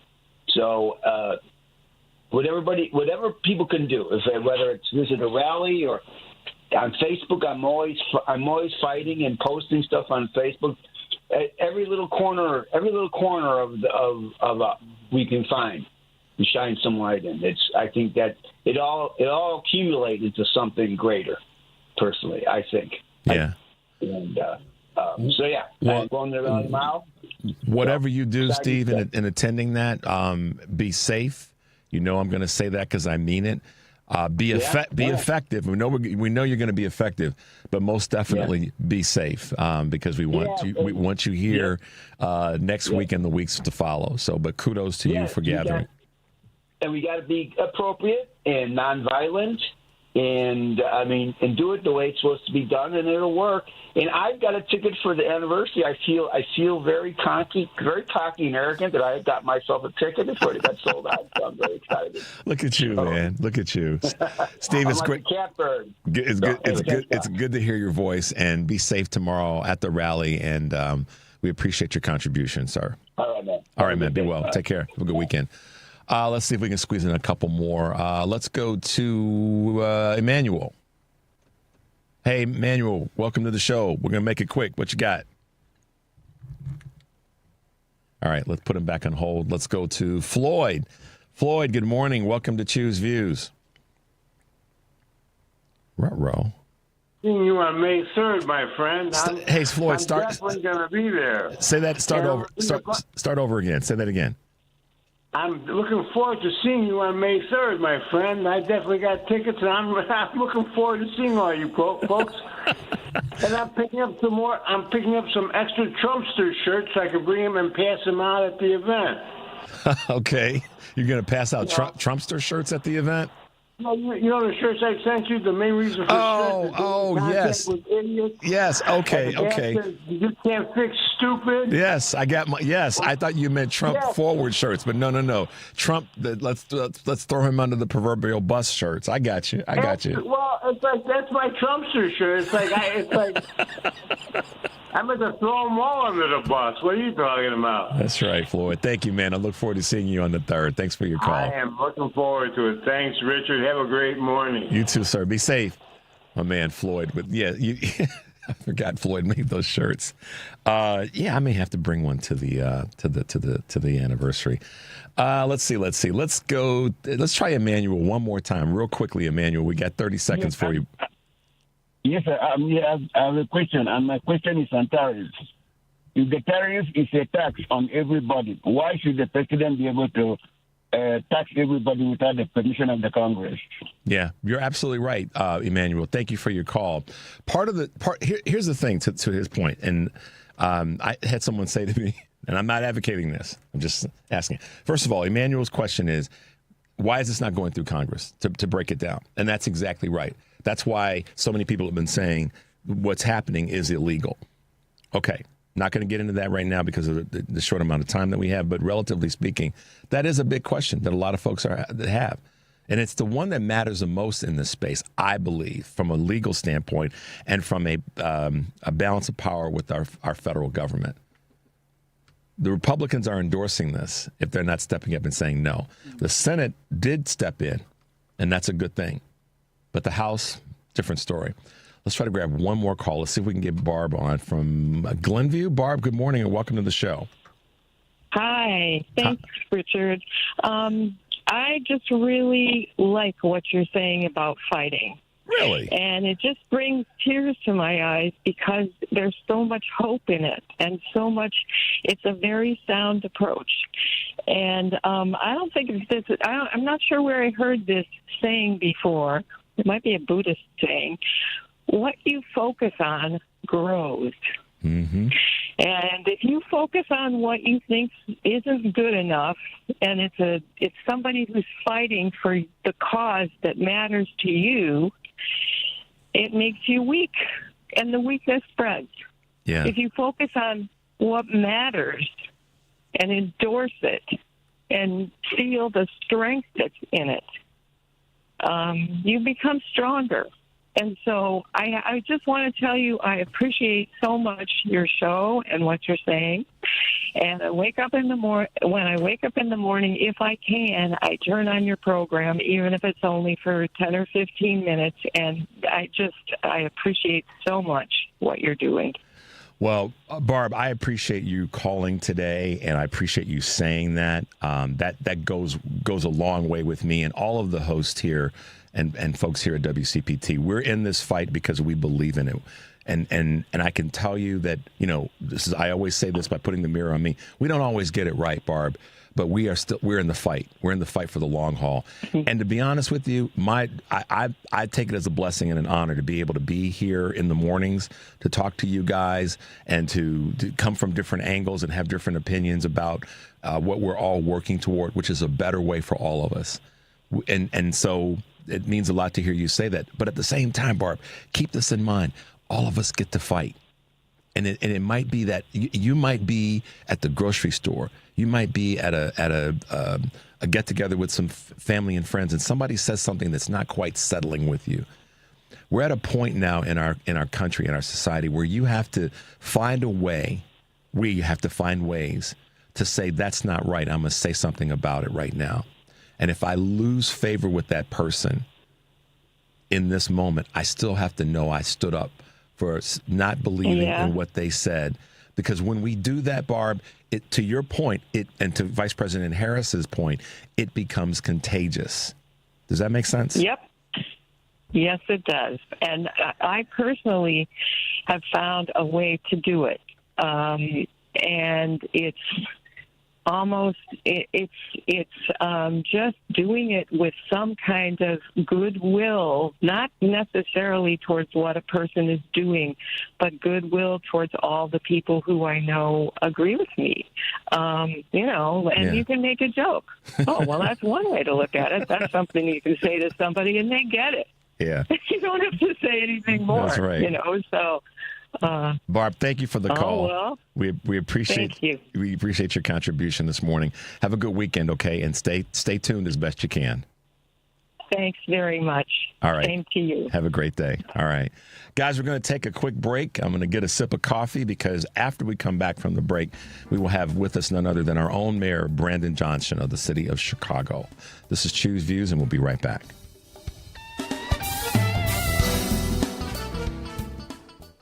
Save big money on auto accessories at Menards. We have what you need to keep your vehicle looking like new. Give your car the care it needs with Turtle Wax Max Power Car Wash. It provides maximum strength cleaning. The more wash you use, the stronger the cleaning power becomes, giving your vehicle a showroom shine. Check out our wide selection of auto care accessories in store or check out our weekly flyer on Menards.com for more great deals. Save big money at Menards. You're listening to WCPT 820. Here's the latest Chicago weather update. From the Weatherology Weather Center, I'm meteorologist Jennifer Wojcicki. We'll see a few scattered rain showers possible late today. Otherwise, partial sunshine develops with a high around 50. Winds out of the east around 5 to 10 miles per hour, gusting as high as 15. Tonight, a chance for showers and thunderstorms, cloudy, a low near 43. By Saturday, a chance for rain early on, cloudy, high 51. Then by Sunday, mostly sunny skies, we'll see high around 49. That's your latest Chicago weather update. Currently, it's 43. William is one of millions of Americans who uses GoodRx to save on the cost of their prescriptions. My oldest daughter, Camilla, 2 days old, she had to have open heart surgery. All of a sudden, she's on 5 different medications. It adds up at the end of the month. Me and the pharmacist got so tight. She said, GoodRx save you a lot of money. Saving that extra $200-300 a month. We're able to do all these extra activities, so it puts less stress on our household, and it puts less stress on our pockets. Download the free app or visit GoodRx.com and start saving today. GoodRx user compensated for their time. GoodRx is not insurance, but can be used instead of insurance. Hey Google, play WCPT. Streaming Chicago's progressive talk from TuneIn.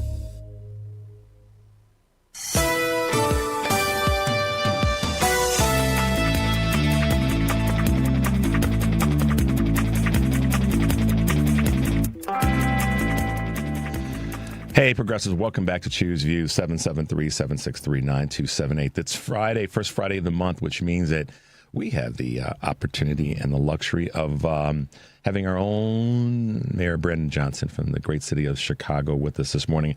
I have a clip I want to play right before we bring the mayor on. So let's go to the most recent one we talked about with the mayor in Gresham. Hey, good morning, Chicago. We're here on the south side of Chicago, Auburn, Gresham. Today we cut the ribbon on new affordable homes right here on the south side of Chicago. As we continue to build a better, stronger, and much safer Chicago, we do it through the lens of the human right of building more homes. We just broke ground, of course, downtown as well. We're going to continue to repopulate the city of Chicago with working people. So let's continue to work together to ensure that more affordable homes, like what we're doing right here in Auburn Gresham Apartments, can actually take place all over the city. God bless you all, Chicago. And welcome to the show. Good morning, Mayor Brandon Johnson. Hey, good morning, Brother Richard Chu. Not very often do I get a chance to hear myself. Well, you talk enough. Why not? Let me just tell you, I got somebody that I live with every day, my wife. She reminds me of that. Yeah, mine does too. Mine does too. Mayor Johnson, welcome to the show. And I want to dive right in because I know time is tight with you this morning, and we want to make sure we try to get in as much as possible. You witnessed, and to the extent that you were a part of the updates with the Chicago Teachers Union and CPS. What are your thoughts? What's happening there? How are we viewing this in the city of Chicago? Well, thank you for that question. You know, over a decade ago, a group of teachers got into a room and had a conversation with parents and other community leaders about a city that works for everyone, and particularly a school district that all children deserve. And this contract, quite frankly, reflects that vision that was put forth nearly 15 years ago. The class sizes that are manageable and much smaller, that's going to help our kindergartners out tremendously. There is a direct correlation between class size and effectiveness. And so that was a big victory for the people of Chicago. Sustainable community schools. We went from 20 sustainable community schools to 70. I would have preferred, of course, an entire district made up of sustainable community schools, but we're moving in the right direction. And basically, sustainable community schools really provides local control of that community to partner with non-for-profit organizations, community-based organizations, businesses, faith-based organizations to add additional resources to help support that school community. Diet High School is a good example of that. That was a school that was set for closure. I was a part of a hunger strike that kept it open, and now it's a sustainable community schools, and they produce champions. The 2A boys basketball state champions, right there on the south side of Chicago, a school that was left for dead that we revived. We also have protections in there for senior veteran teachers. It's important now, particularly with Donald Trump, who clearly does not value government experience, that there's real protection there. There's protection for Black history, protection for LGBTQ plus students. This is a contract that the people of Chicago hoped for. And about a week before they settled it, I brought the CEO and the president of the Chicago Teachers Union and the CEO of the public schools into the room. And I said, look, we're not as far apart as people might think, and provided a pathway for them to close the deal. And they did that. First mayor since Mayor Richard M. Daley to actually have labor peace with our schools. I don't often brag about the connection between Richard M. and I, but there you have it. Well, listen, first of all, I appreciate you saying it that way, because we know the history of Chicago, and we're a political city, and what we're doing in the city of Chicago, the state of Illinois, is resonating in other parts of the country. I can tell you that from people that I've talked with. We are, representing what I think a lot of people want to see, and that's working together, coming together, but still fighting for the things that aren't right and that are going to be harmful to not just the city of Chicago, but the country at large. And to that end, and asking you a question about tariffs and these Donald Trump tariffs. These are not government tariffs. These are Donald Trump tariffs.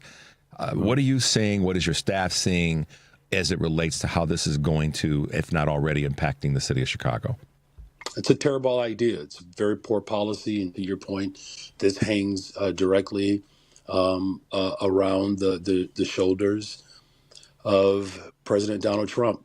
It is clear that his primary goal is to protect the interest and expand the wealth of the ultra rich in this country and in this world. And these tariffs are going to have a devastating impact on working people in Chicago and throughout America. True, the last time we spoke, we talked about, building more affordable homes, and the clip that you just played speaks directly to my commitment to repopulate the city of Chicago with working people. And when you have these type of tariffs, when your exports primarily come in from Canada and Mexico, that's only going to raise type of materials, which then makes everything else more expensive. The everyday person in the city of Chicago who is, focused on affordability, and that means not just rent and their mortgage, but the groceries and gas and other basic amenities that we need to just live our day to day.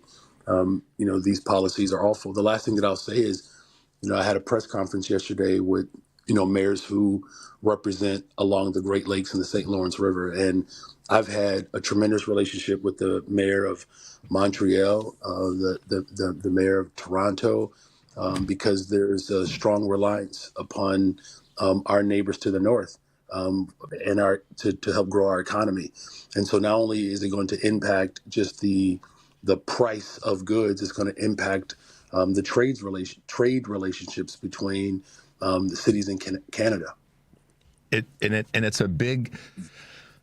One of the things that I've said, and you said it too, and so many other of our leaders have said, is that this is not about improving our relationships with other countries. This is retribution. This is not calculated. And you said, it's foolishness. It doesn't. And so if it were, the question would have to be asked, so what's the end look like? Where is this going to actually take us? What's the point where we can go, okay, now we're in shallow waters and we can see what we're doing. And there's nothing at all in these tariffs that is an indicator of when it's going to stop and what the results and the benefits will be on the back end of it. And I'm sure you see that too. Yeah, you're spot on.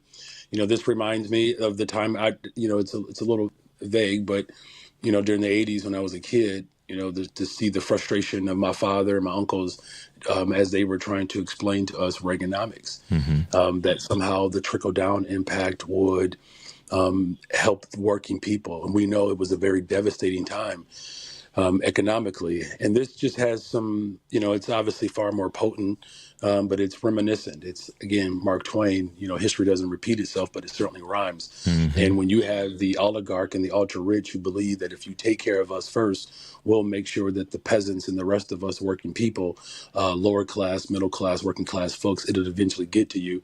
But we are your saviors, we are your providers, and you got to look out for us and we're going to look out for you. That type of economy just has not worked. And so that's why, I've, put forth a very bold vision around investing $830 million in our infrastructure, because we cannot rely upon the federal government. Again, building more affordable homes, creating pathways for our young people to get a quality education, and it's publicly funded. These are the things that working people think about every single day. Here's how we're leading. And I'm glad you mentioned that. I hope the people of Chicago recognize that we are leading the way.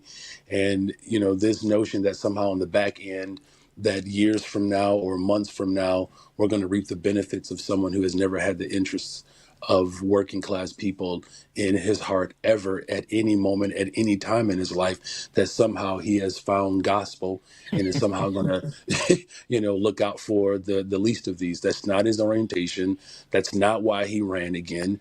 And he is proving to everyone what the people of Chicago have already known, that his interests are tied directly to the Elon Musks of the world, and apparently January Sixers, right? Yeah, exactly. He moved quicker to release people from, who stormed the Capitol than he was to release policies that can actually help day-to-day, the day-to-day experience of working people. Yeah. Mayor Johnson, talk about this for a second in terms of assessing the first quarter of 2025. And let's talk about the I won't say negative, let's talk about the areas of improvement first, and then let's talk about the things that were successful. When you look at this quarter, and from a calendar year standpoint, what are some of the things that you sit back and say in your private moments, I wish I had done that differently, or I wish I had done that better? And don't take the route that so many politicians try to take and say, well, we didn't do so bad. You know what I'm asking. Yeah. What could you, let's, this is you and me.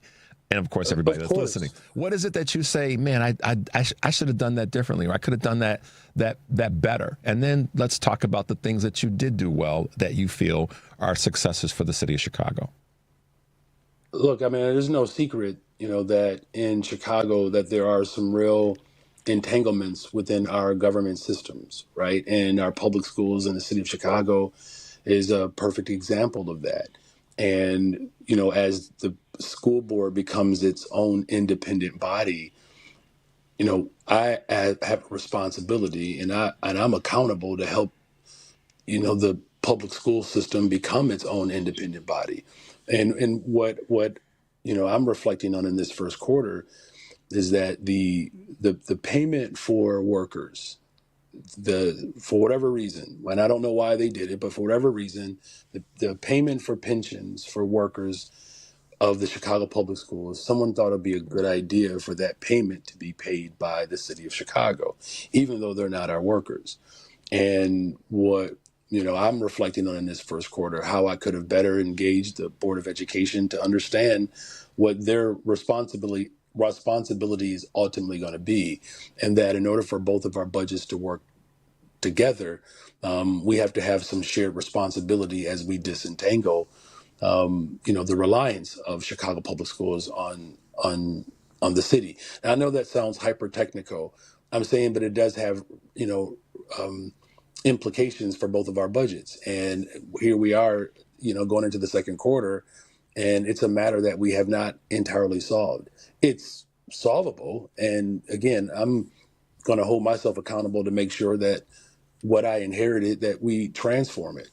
And so it's one of those things where I have not given up on it, but it's something that we weren't able to resolve in this first quarter, and the issue did not go away. Got it. All right, so pivot for us to a couple of things that you can say. If you pick two things and said, man, we got that right, what would be the top two things that you say we got right? Because there are others, but pick the two that you say we got that right. Yeah, and it's interesting that you ask that way because, even with your first question, I have an easier time reflecting on what we don't do well. And maybe that's just human nature versus what we got right. Because my wife, she teases me. She's like, you're the only person who wakes up with good news and you're in a bad mood. It's like the other day, it goes like, we got a teacher's contract for the first time without a strike or even a strike authorization. And in my mind, I'm going, why did it take us so long? You know what I mean? Because I'm thinking like I got other things I got to get done. But, I am very proud of the fact that, there is a settlement, a teacher's contract that reflects the values of working people. I mean, people, I think, underestimated those of us who pushed back against the Emanuel administration as he was closing schools and defunding our public education system, firing veteran teachers, and closing down mental health clinics. That was a very tumultuous time, and it wasn't ever in our thought or mind thinking that somehow that if we pushed back hard enough, I would become mayor of Chicago. I mean, I think we were thinking if we pushed back hard enough, we could actually have a contract that reflects the values of working people, and we did get that. We did move significantly in a positive direction, and I believe that there are a lot of things that we got right there. 100 librarians, 400 teachers assistants. I mean, these are going to really help our children succeed. And I think the other point that I made earlier about repopulating the city of Chicago with working people. We broke ground, and we can talk more about it, but we broke ground on a number of investments. But the thing that I know that we've gotten right in this first quarter, our Department of Planning and Development, we've secured almost $8 billion in the first quarter for new development. That's $8 billion. Here's the thing. All of last year, we secured $11 billion. So we have already almost surpassed our economic development and planning and for housing and other economic development for the city of Chicago. We've already almost reached our combined number of last year, which last year, by the way, was $11 billion.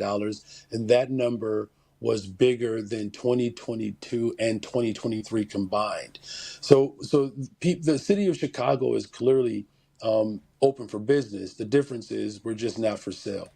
That's a powerful statement because here's the thing. Right now, this is, weather's changing. We talked about this a little bit last month. Weather's changing here in Chicago and the upper Midwest and, throughout the country. But we know that as we get better weather and folks are out and about, there's the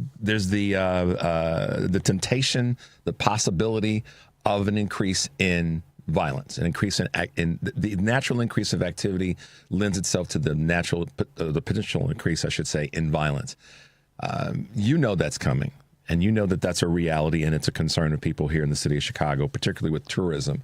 What are your thoughts there, and how are you preparing for that and being able to navigate that? Yeah, first of all, let me just acknowledge that that the city of Chicago for decades have suffered with unfortunate, gun violence. Last year alone, we removed 12,000 guns off the streets of Chicago. That's essentially 35 or something like that a day. They're just, and these guns are not being manufactured in Chicago, right? So these are coming in from red states primarily, and too many people are accessing them. And to your point, as the weather gets better, we have to be even more vigilant around how we support our communities. Now, what I want to just say as well, I think it's important for the people of Chicago to know this, that violent crime is down in Chicago, period, point blank. And every year since I've been in office, it has continued to go down. Just in this first quarter alone, since we're talking the first quarter, we had the lowest amount of homicides in the first quarter since 2019. Now, look, one homicide, one shooting is one too many. This is devastating to many of our communities. but violent crime in the city of Chicago is down nearly 23%.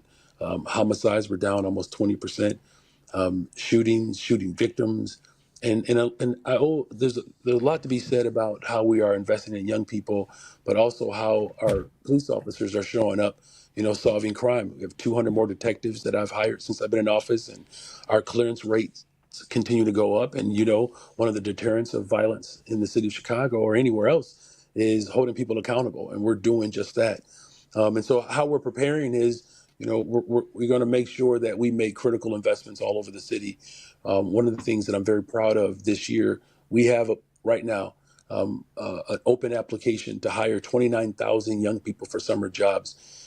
There's a pilot program that we started last year with streets and sanitation, introducing more of our young people, brown and black, to public sector jobs. 75 people showed up to serve as streets and sanitation workers. 55 of them stayed. This year we have 100 that have signed up. Working with the chancellor of our community colleges, we're setting up community college fairs where we're going to register our seniors right into our city colleges, which the number one registrant right now for our city colleges right now are young black men. So we're paying attention to the areas of needs. And so between making sure that our police officers have what they need, we've expanded our care program, crisis assistance program for people who are having mental health crises, and mental health and behavioral health service providers are showing up to those crises versus police officers. That has freed up law enforcement to concentrate their efforts into other areas of needs in our community. So there's a robbery strategy that we have where robberies have gone down 25, in some places 35%. Look, there's a lot more work to be done, but as long as we're working together, investing in young people, investing in mental health, investing in jobs, building more affordable homes, making sure that our officers have what they need and they can actually do their job, that's why I believe we're experiencing some level of success. Yeah, Mayor Johnson, that's an answer that a lot of people have been wanting to hear from you in terms of what's coming these next 6 months in terms of our weather and how it impacts folks being out and about on all levels. So I appreciate that. And right now, I mean, you kind of covered it a little bit, but let's take a couple of minutes to talk about your vision for this second quarter for the city and why, even with the areas where you feel that you may have, missed the mark this first quarter, you have a vision toward things improving and getting better in this second quarter and as we keep going forward. Yeah, thank you. I appreciate the way you framed that question because, look, the challenges that we are facing in Chicago are real. And, one thing that I do love about Chicago, and other people, might find this to be a little frustrating, is that we are resiliently stubborn. Is maybe one way I can put it.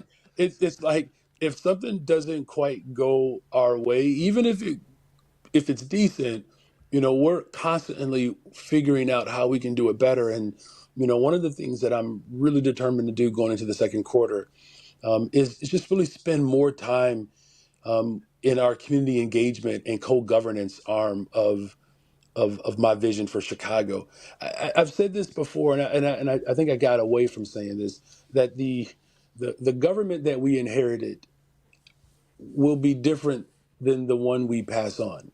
In other words, right now we are already experiencing that this is not our grandparents' government, right?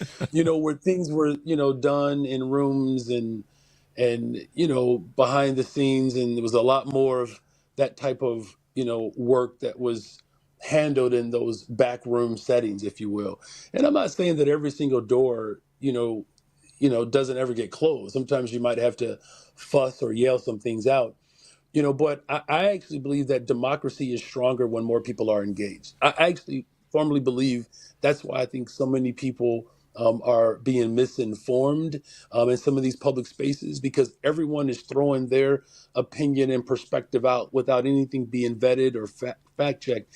And what I've instructed my administration to do is, my transition report said that we're going to develop a co-governance model so that more and more people can be activated and can not just be activated, but informed in a way that allows them to make great decisions.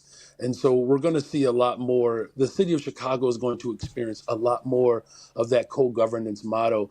And all of our departments are being charged to participate, whether it's public health, whether it's community safety, whether it's Department of Family and Support Services, whether it's our budget team. So we're going to have more community budget meetings so that the people of Chicago can get an early look into what challenges that we have, but the opportunities that will be there as well. I want more and more people to know what's happening in Chicago. If there's anything that frustrates me in this role, it's meeting and coming across people who could have benefited from a service that they didn't know existed.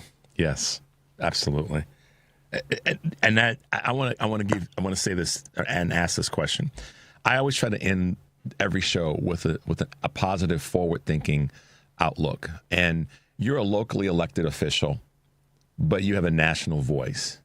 And so, for anybody that's listening to this show, this segment, anywhere in the country, what can you say to them, and what do you want to say to them about the future, not just of Chicago or in Illinois, but the country at large? Yeah, look, the city of Chicago has a long history of fighting for freedom and liberation for working people. For many people who may not know, but a couple of years ago, I was elected on this day, but this was also the day where Reverend Dr. Martin Luther King Jr. was assassinated. And the freedom movement that came north really began to provoke this country to not just pay closer attention to the failures of our government, but to really speak to the opportunities that our government can bring to people. And that opportunity was really centered around housing. And to know that someone like, Al Raby, a former social studies teacher like myself on the West Side, invited Dr. King to come to Chicago to fight for housing. So here was a teacher, right, fighting for housing, right, which with this contract, by the way, I should have mentioned that was settled, provides stronger connections between CPS and the city of Chicago and connecting families to services, including affordable housing. And just to see the full circle and the manifestation of a generation ago that believed what Dr. King essentially said, that if you can figure it out in Chicago, we can do it anywhere in the world. And that's what I would say to the nation as we build more affordable homes in this city. We're doing that. Almost 4,000 of them within the first 20 months, 1,800 under construction. We'll have another 4,600 affordable homes within the next 18 months. Our Missing Middle program that is being piloted in the North Lawndale community where Dr. King stayed, in Inglewood, where developers are accessing city-owned land where they're building multi-units that they live in. And so not only will they be able to live, but they'll be able to rent and build generational wealth. 6 developers, 5 of them who fit within our minority and women-owned developers, 3 of which are women of those 6, that the affordable housing push that Dr. King came to Chicago to highlight, we're seeing the manifestation of what he believed a generation ago. And we're going to continue to do that. As I said, $11 billion just through our planning commission, $8 billion just this year alone, 37,000 construction jobs. So we're putting them to work. Dr. King was in Memphis fighting for working people, our streets and sanitation workers, and we're growing our streets and sanitation department with young people from the west and southwest and northwest sides of Chicago. And then finally, public education. We've invested more in public education locally than I think any other city across America. And it's not even our direct responsibility, but we support our public schools with over $1 billion just from the city of Chicago. So between education, creating more jobs, and of course, building more affordable homes. Dr. King was assassinated because he was fighting for working people, and he came to Chicago with that very fight. And he said, if we can do it in Chicago, we can do it anywhere in the world. And guess what? We're doing it in Chicago. So world, America, it can be done. What a great way to look at this. And on this anniversary, if we want to call it that, kudos to the legend and the history of Dr. King and so many other great leaders. Mayor Johnson, thanks for being with us. And keep up the great work. We're going to keep pushing you. And as I say, we're going to be critical and complimentary at the same time, because I believe in our city, and I believe that we're going to be able to be that shining light to move this country forward. So thank you so much for being with us today. Oh, you're welcome. And everybody, let's have a great and happy and a safe weekend. Absolutely. Be safe, Mayor. Talk with you soon. Bye-bye. Bye-bye. All right, guys, listen, we're wrapping up the show today, and all I can tell you is the fight is on. Stay in the fight. Stay engaged. Don't lean back and say, it's going to be all right. Lean in and fight hard. And if you need a place to come, you can come here. Take a deep breath, guys, and make your life count. We'll see you next week.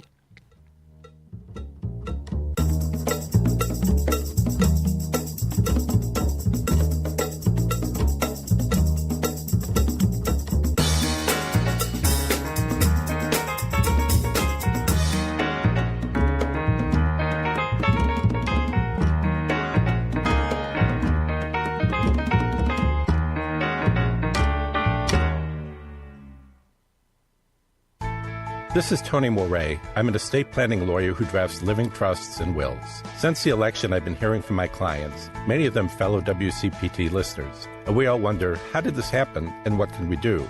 The how is, of course, very complicated. My thoughts as regard to what we can do is simple but important.